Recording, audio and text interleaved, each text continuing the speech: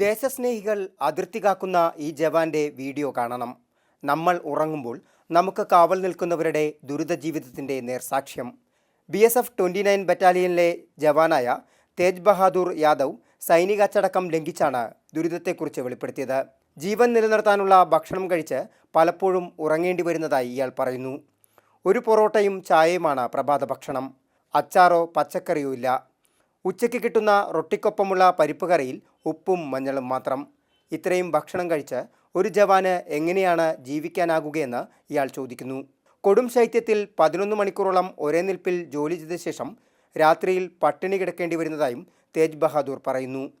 തങ്ങളുടെ ദുരിതത്തിൽ സർക്കാരിനെ ഇയാൾ കുറ്റപ്പെടുത്തുന്നില്ല.